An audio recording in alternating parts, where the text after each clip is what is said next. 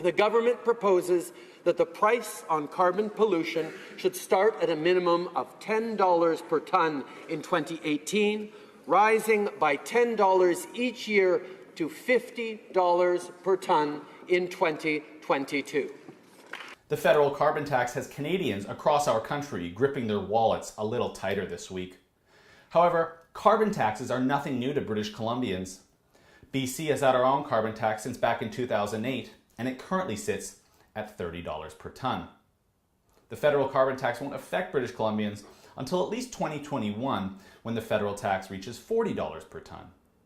So that's why we didn't hear much from Christy Clark and the BC Liberals in opposition to this new tax like we did from other provinces such as Saskatchewan, Nova Scotia, or even Alberta.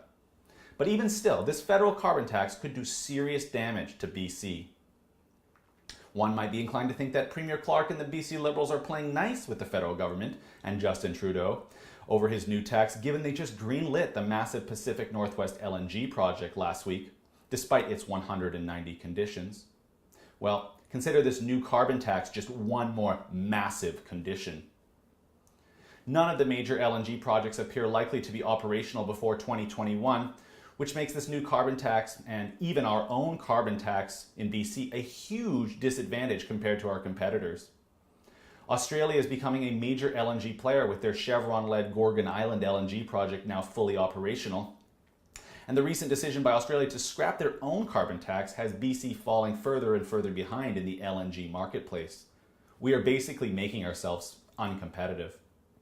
That's exactly what a carbon tax does. It does not reduce emissions or change the weather. It makes our businesses less competitive in the global market. So our LNG prospects are certainly going to be hampered by this new tax. But what about the renewable hydroelectric Site C dam project? Surely that won't be affected, right? Well, not so fast. The project is currently priced at $8.6 billion, a bill that will be picked up by taxpayers as BC Hydro is a Crown corporation. And yeah, construction has begun, and there will be no additional carbon taxes till 2021, but that's 3 years before the expected completion date.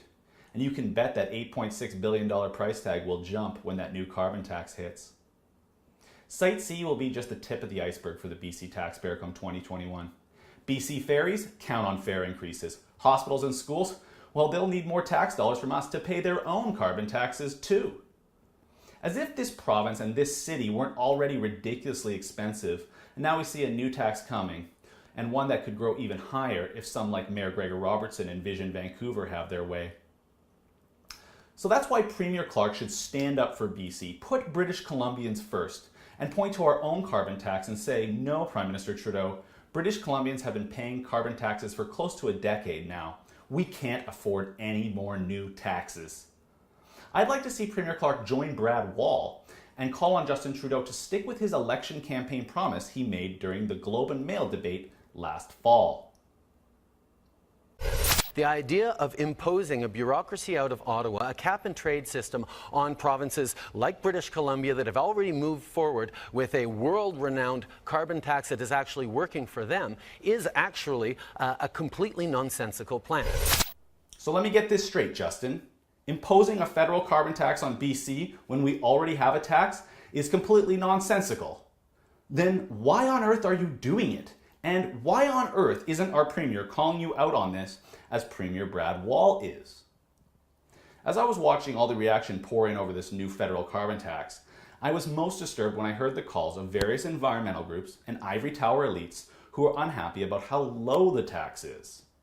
They think that even when the tax reaches $50 a tonne in 2022, that it will still be too low. Peter McCartney from the radical wilderness community based here in Vancouver was quoted as saying, "This really only brings other provinces along at a level that, frankly, is really disappointing." And Simon Fraser University economist Mark Jackard insists that we actually need a carbon tax of $200 a tonne to meet our Paris commitments. $200 a tonne! Are you kidding me? This is all so ridiculous. The fact remains that it doesn't matter if you believe carbon emissions are the climate control knob or not when China, the world's largest greenhouse gas emitter, is allowed to have unbridled emissions until their peak in 2030. And no, I'm not making this up. President Obama signed that deal with them. So despite the cries of environmentalists, the truth is what we do in the West as far as our emissions won't matter one bit as China continues to increase their emissions for the next 15 years. Never mind India or the rest of the developing world. Now don't get me wrong, I'm glad we still have 5 years until this carbon tax hits us in BC, but the impacts of this tax could be felt well before then, as it's likely another reason why BC will fail to land significant LNG investment. As the economies of Alberta and Saskatchewan struggle, that hurts all Canadians. And as consumer goods see price spikes due to increased costs, well, that hurts all Canadians. And when we willingly make our nation uncompetitive compared to our neighbors and allies, well, you guessed it, that hurts all Canadians. For the Rebel.media, I'm Christopher Wilson. Hey, thanks so much for watching. Now, whether you're out here in BC or across the country in Newfoundland, go to stopthecarbontax.com and sign our petition.